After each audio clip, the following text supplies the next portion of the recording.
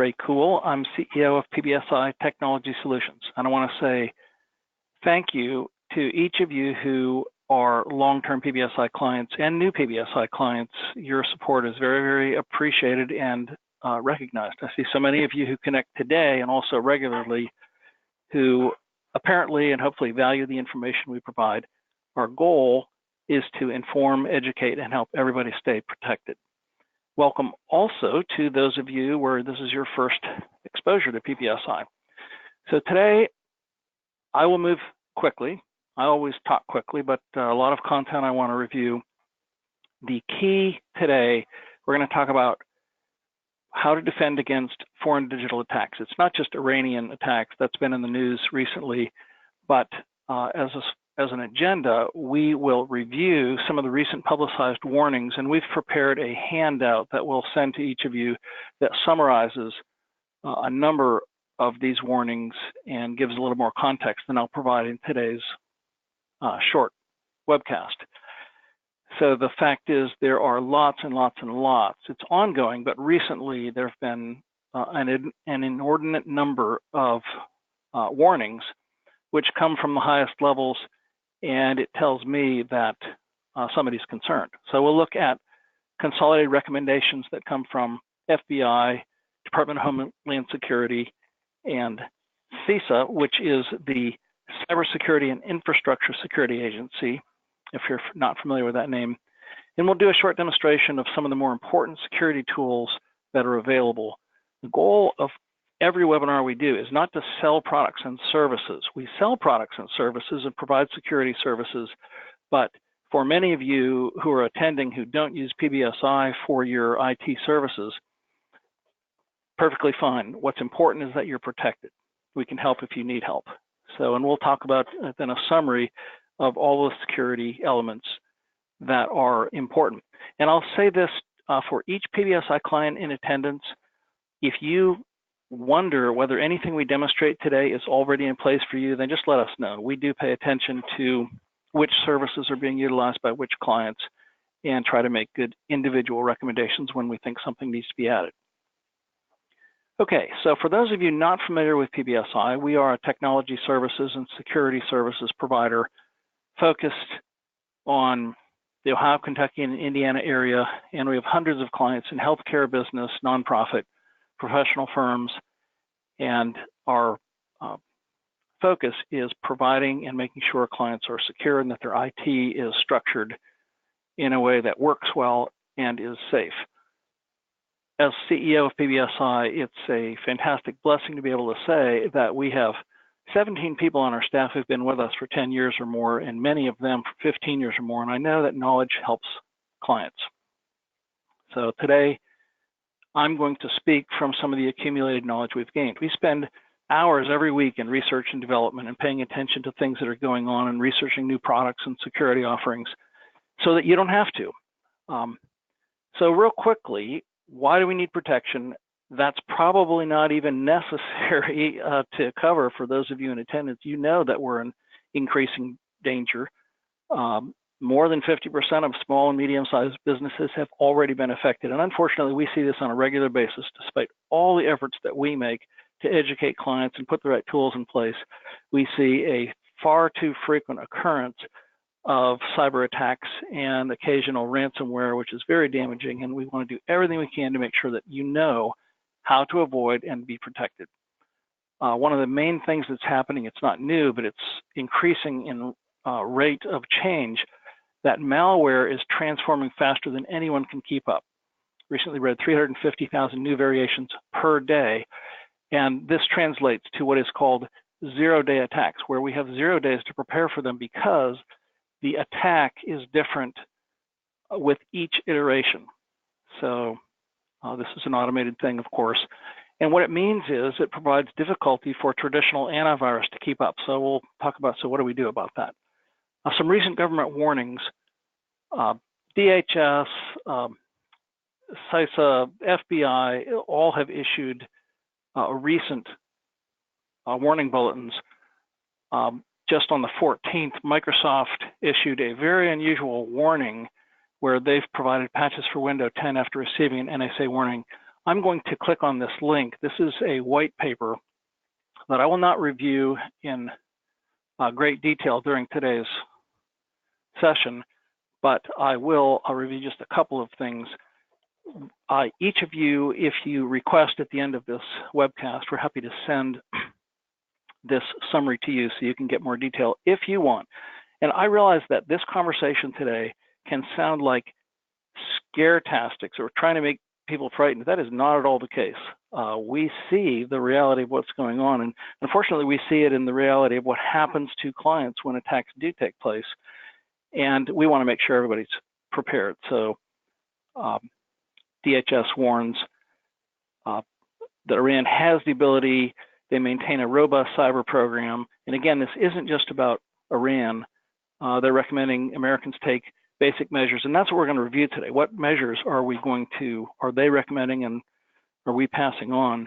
Iran has a historic use of cyber offensive activities to retaliate against perceived harm, so that's kind of where we are right now. Hopefully, we all hope that their motivation, speaking of Iran, to attack is reduced at this point, but attacks happen all the time. They don't need to be, by they, I mean any foreign country does not need to be currently motivated with an agenda in order to continue to carry out what they already do, which is regular cyber attacks. So CISA says here, historic use of cyber offensive capabilities to retaliate is clear, and they recommend taking these actions, which we're summarizing today. These are general. We're going to talk specific, but adopt a heightened state of awareness, increase organizational vigilance, confirm reporting processes, which basically means make sure that every staff person knows what procedures and policies are in place, and exercise incident plans, have incident plans prepared. So we'll go into more details because these are in the category of, yeah, I understand conceptually what that means, but practically, what does that mean? So moving on from there, this is the, it's not the most, in fact, but on the 14th, obviously very recently, Microsoft issued this unusual warning, which I am going to click on this one, and that they're rolling out a fix to Windows 10, and it's because of a vulnerability that was found by NSA, and for the first time in history, NSA is accepting responsibility for telling Microsoft. So that's pretty unusual, tells me something's going on. I'm going to click on this link, and again, we're not going to go through this entire thing, but it simply says serious flaw, and it just gives some information about how this is attacked. This is exactly what happens all the time, Not that there's something that's a significant serious flaw all the time, but the process of a software vendor becomes aware of a vulnerability, they fix it, they distribute the patch that's available for free download, and then the key, what they're doing on this release, is they announce it. And they do this all the time. We don't see these announcements. You probably don't get emails saying, hey, Microsoft released another security patch and they fixed this, and Apple released another, and so forth. But it happens dozens of times per month, sometimes dozens of times per week. And one of the things we'll talk about, which hopefully is not new information to anybody listening to this webinar, it highlights the importance of what we call patch management, making sure that when a vendor releases a security patch, that we are diligent in making sure it's automatically uploaded. This is something PBSI does on behalf of every client. If you have our online security monitoring, we are actively paying attention to patch management on your behalf and making sure that software patches that are issued are installed and protecting all your devices at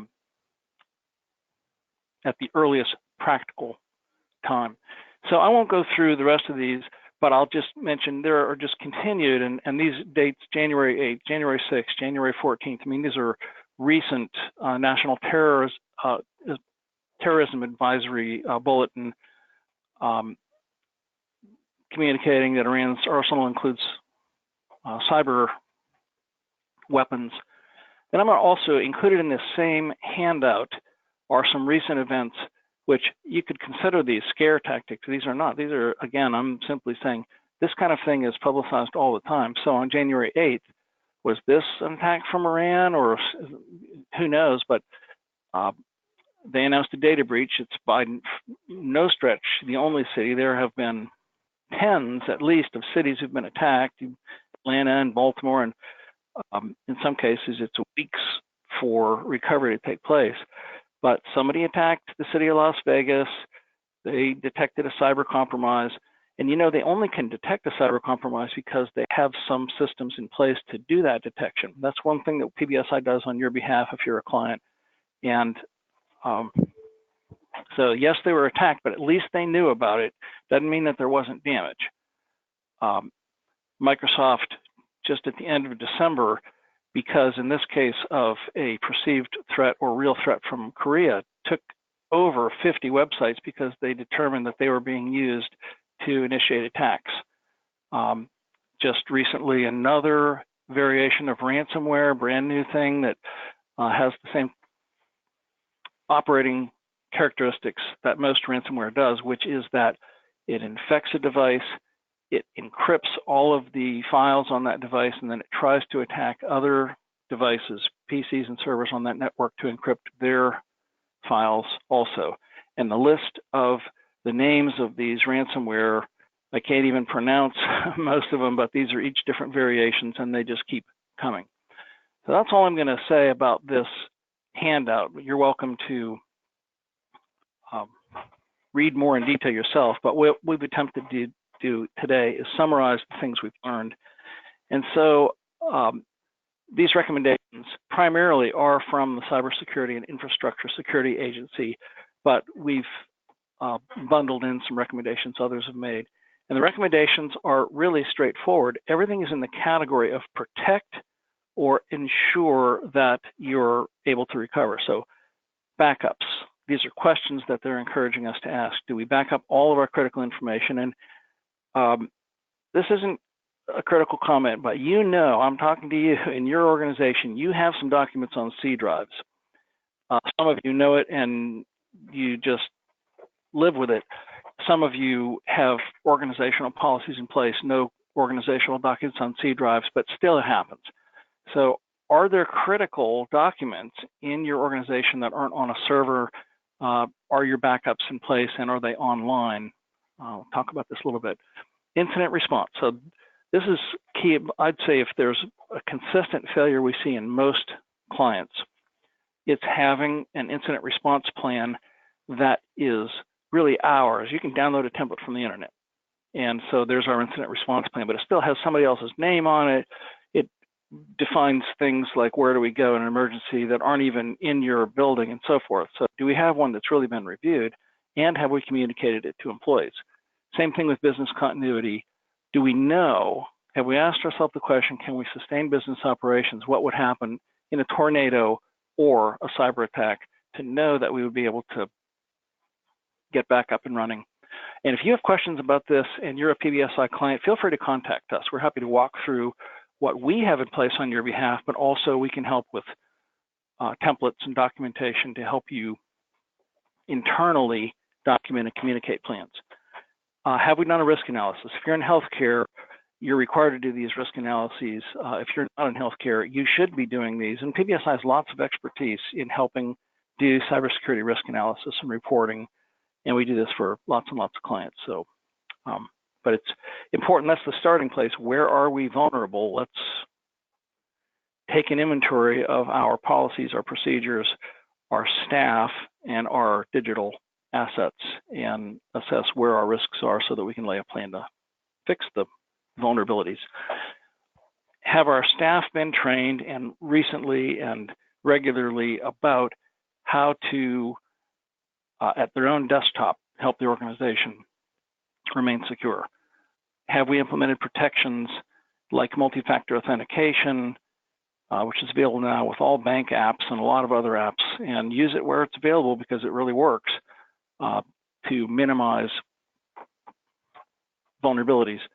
Do we have a procedure in place, which if you're a PBSI client listening to me, this is in place for you. Vulnerability scanning, patch management, making sure that your network is being reviewed, that there are vulnerability scans, that there are alerts being issued, and a PBSI personnel are seeing these alerts and dealing with them so that you don't have to. If you don't have this kind of scanning and review process in place, it's not expensive. Ask us for a quote. Other than a good firewall, it's the basic blocking and tackling of security. And I'll do a short demonstration here in a moment. Network traffic monitoring. So these are all recommendations. The questions that we should be asking says CISA, are we monitoring network traffic to identify, is there any traffic going on in the network that should be categorized as suspicious? And there are a couple of tools that we offer here that might be new to some of you because we don't have these tools installed for every client, but I'll do a short demonstration. And then software auditing. This is really a good point, which we have the ability to do for every client, which is to provide a report that summarizes every application you have installed on all of your PCs. So if you have 13 copies of Office 365 and you have 11 copies of Crystal reports, each a different version and so forth, and then what else might appear on that list is software that you've never heard of, and we all should be asking the question, wait a minute, where's that installed? And then we can drill in and find out where it's installed and help you uninstall it. So this is something that probably should be paid more attention to. This is a really good point that CISA makes. So I'm going to move quickly from here. This is the same list, but now with recommended protections associated. So for backups, these are our recommendations. Online backup with ransomware protection, meaning that your local backup is highly encrypted so ransomware can't get to it. And then also that includes online redundant cloud backup. This is the fundamental basic tool to make sure that you can recover from a disaster. So it's number one on the list for that reason. We provide security policies and procedure templates, including disaster recovery plans, and we're happy to customize those. You can have a security risk analysis done, and PBSI can help with this. And there's some electronic tools that we make available. I'll talk briefly. Security training. It's been a while since we talked about KnowBe4, but KnowBe4 is a security training product that PBSI is a reseller for, and it's a fantastic product. We use it at PBSI. We have a bunch of clients who do. It can do HIPAA training, it can do OSHA training, PCI compliance training, but to me the most valuable thing is it can do phish testing and allow us, each of us, each organization, to send emails that we choose from a content list that grows all the time. KnowBe4 creates this content that allows us to send our own fake emails to clients on topics like around tax season. Send a tax scam email to your client, to your employees, and see which ones click and who might need more training. So again, very cost effective, but it's something that probably most of us aren't where we'd like to be. That's just my experience speaking about security training. Firewalls, that's the exterior device that prevents your network from responding to the outside pings that are coming in all the time saying, are there any devices here that use Windows XYZ version or before, or Microsoft Word XYZ version or before? That's how the bad guys try and attack. And so a firewall stops that. And are your rules customized, which we do for every client, but so there are issues there. And hopefully, if you're a PBSI client, you're asking, I want to ask PBS about this and learn more. Do that. We would love to help make sure that you know what we're doing and then possibly discuss changes if it's appropriate. Online security monitoring, this is the basic thing that shows what's going on each PC. And then a new product, which we released in December, which is a really very interesting piece of software. It's in a category of products called endpoint detection and response. And the main thing about this is it has the ability for ransomware rollback, which is something that we should be attending to. And we've tried to communicate with every client to let you know that this is available.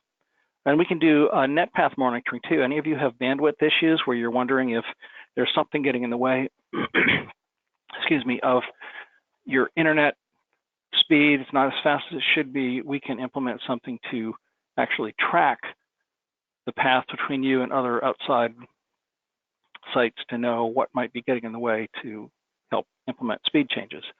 And then software inventory auditing so that we know if there are applications that don't belong on our network. So I'm going to do a quick demonstration now, and this really will be quick. And at the risk, I'm going to confuse you by just going from topic to topic with very, very short, but I want to honor our commitment to keep our webinars to 30 minutes. And so we have 10 minutes left. I'm going to try and demonstrate all things related to online security monitoring.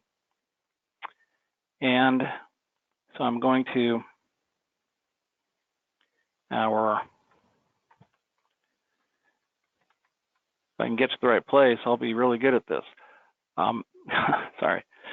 This is a dashboard that our technicians at PBSI use on an ongoing basis to monitor what's going on at clients. So right now, I'm going to select just PBSI. And what we're seeing, since I've selected one client, is all of the servers at PBSI and all of the workstations at PBSI. The fact is, every one of these devices is monitored, and we're monitoring a bunch of different things. So for this particular server, we're monitoring critical events, hard drive rate of growth, patch management, performance issues, security issues. I won't go into all the things that are being monitored. At the PC level, we're monitoring, I'll pick my own desktop at PBSI. We know we have 41 PCs at PBSI, and we can see the status of each one. But when I pick that device, it shows me what's going on. The basic process of online monitoring is that there's an agent installed on each device, server, PC, and some other. You put it on your refrigerator, on your UPS to monitor things that aren't PCs and servers. And each of these devices report in once an hour to a secure dashboard, and they report the status of hardware things like disk, is my disk running out of space or growing too fast? Are there any failed logins, security issues going on? Are all the services that are supposed to be running? Are there any critical events that are being noted? And there are green, yellow, red indicators. So basically, if the check mark is green on that test, I don't need to drill in further, but I can drill in further if I wanted to look at what those critical events are. I can see what they are, drill further, and find out what's there. But these are the things that technicians can do that start with an alert that's received. So at the very top, if something needed attention at PBSI, there would be something red or yellow up here, which would then permit them and cause them to maybe drill further and see what's behind this, what's working, what's not working. The backup's working okay, and so I can continue to, we continue to monitor these things. And when we find an issue, then we fix it unless it needs attention from the customer. So one of the most important things that we talked about is patch management. On Ray's PC, all of these are green, meaning they've updated. If we look at other PCs, though, we're likely to find some that are in the status of pending or missing.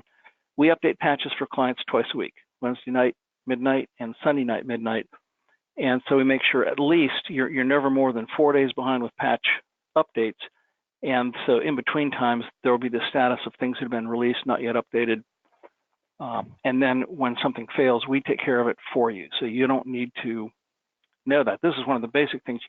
You have employees at your PCs and laptops and Macintoshes, and this includes yourself because it includes me, myself. I sit at my desk. I don't know if everything's okay on my PC, if the patches are all up to date, but there's a technician at PBSI who's looking at those, and when something goes wrong, they're fixing them. So basic online monitoring, it monitors everything that takes place with vulnerability scans and security things, virus-related things, patch status, and they can also see what hardware and software is installed on each PC. So they can see that Ray's PC has these pieces of software installed. So if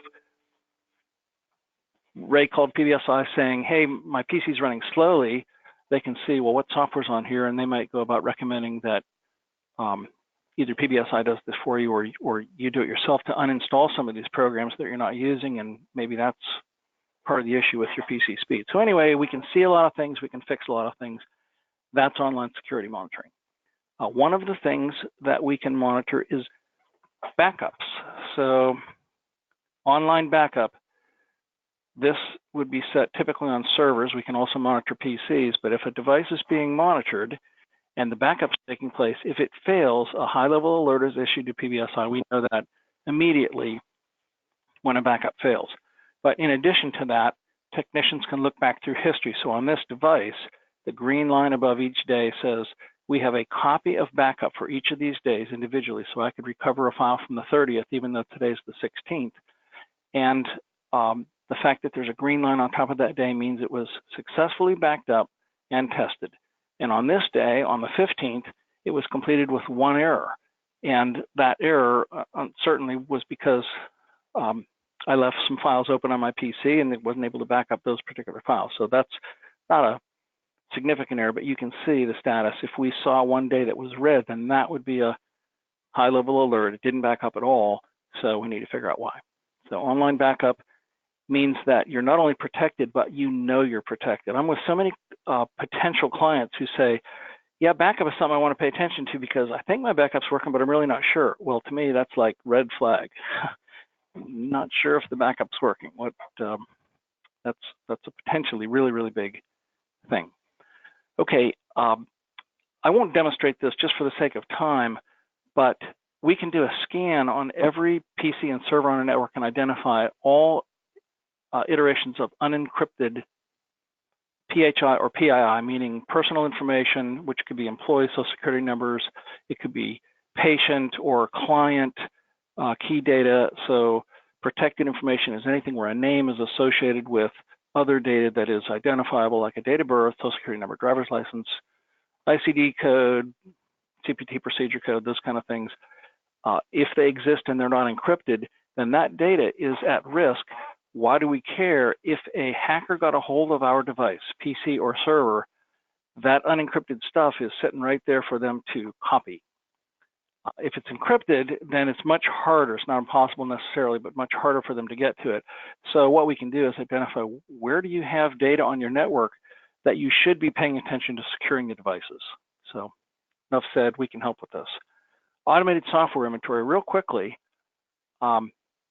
we can do this for any client. So if I'm going to go to PBSI here, and I'm going to do an automated inventory. We see the inventory on each PC that is on our network of what software is installed there.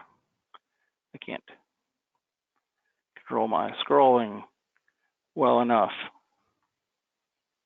So let's just do it a different way. I'm going to pick PBSI, and if I want to see the software that's installed, then this is on the basis of the scan that was run most recently, which was an hour ago probably, and it says these are the names of the pieces of software installed. So there is one example of Adobe Reader XI at PBSI, and there are two examples, and so forth. Adobe Creative Cloud is on 6 PCs, and I could drill into that and see which are the 6 where that's installed. So this allows us to do one of the recommendations that is made by CISA, which is to be able to identify if there's software on your network that is really not supposed to be there, and to put blocks in place so that it doesn't get there, and to go about uninstalling where you've had issues in the past. Again, I won't demonstrate. I'd love to demonstrate EDR, but I won't. But let me just say this new product that's available, and for servers, we think it's really important. It's $10 a month per server to install this EDR product. And what it does is it's looking at things in memory that are running and identifying things because of their behavior instead of their signature. So behavior is what's going on right now, and a zero-day attack still exhibits bad behavior. So we didn't have to know about it in advance. We can see, this thing that's running is trying to do something, and with this product in place, it is logging and able to see forensics. And there's one key thing that you won't see me demonstrate today, but there is a magic button. If you have this installed on your server or on a PC, if ransomware occurs, the technician gets an immediate alert, and they can click a rollback button, and it undoes the ransomware attack in front of your eyes. You see the files that were encrypted, they become unencrypted. It's just a fantastic piece of software that's really important, and it's new. So many of you, if you haven't been to a webinar in the last 30 days, ask us about this. It's important. Another thing I won't demonstrate, but Office 365, there's a feature called Advanced Threat Protection. We're recommending this for every client. It's a $2 a month add-on to Office 365, and what it does is if you're in an email and you click on something, whether it's a link or an attachment, Microsoft sends it out through a secure website they call a sandbox in the code. They fully explode that thing that's going to happen. And if it's a regular link to a website that's fine, they just pass it on and it does what you asked it to do. But if it's a malicious link or a attachment that has issues, then the end user gets a simple message back on their screen that says that was a malicious link. And that is such a peace-producing thing, because what would have happened had that not been in place would have been the alternative, which might have been ransomware, malware, virus, who knows what that was, bad link was trying to do. So it's a really valuable thing, $2 a month. Ask us about it if you're not already using this. We've been trying to help clients get there. So security training. And I'm going to come back and we're going to finish here quickly.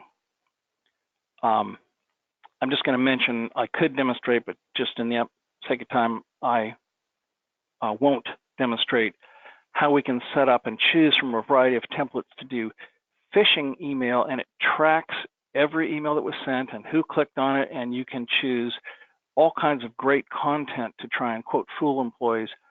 And then once they've been fooled, you can provide landing pages where they get videos or security tips or all kinds of different things where what you're trying to do isn't to fool people, but to identify who might be foolable and teach them. So this is one set of things it does, but for those of you who are healthcare practice, you can do HIPAA training where questions are issued, the answers are populated, it knows each employee who's taken the test, who's passed, sends certificates of documentation. It's a basic element of risk analysis that you can prove that employees have been trained and you have the evidence to show. And in fact, the training's been done. So all of that's included with KnowBe4. And then I'll just mention we have done a really lot of work with policies and procedures that include what are the responsibilities of a privacy officer, and what are our internal policies related to internet and private cell phones and ownership of devices and so forth. Just all of the topics that are important to include in a policies and procedures manual are all included, and then we can either supply the templates or help you customize, because the key is you can have a template, but it doesn't do any good unless you've really reviewed it and said, okay, this is our plan, and we're changing this, we're changing that, and we're not going to require a password that's at least 10 characters, we're fine with 8, that kind of thing. Customize and make them yours and communicate with staff. So, okay, we're out of time. Summary: protect your perimeter with firewalls. Desktop, have the right software and scanning in place. Have the right protection tools on your server, and make sure you can fail-safe recover. So we're finished with content. Sorry I went over for a few minutes here, but important content today. I know this is all really quick. If you have questions, please let us know. And we're finished. So you're welcome to log off. And thank you for your attention.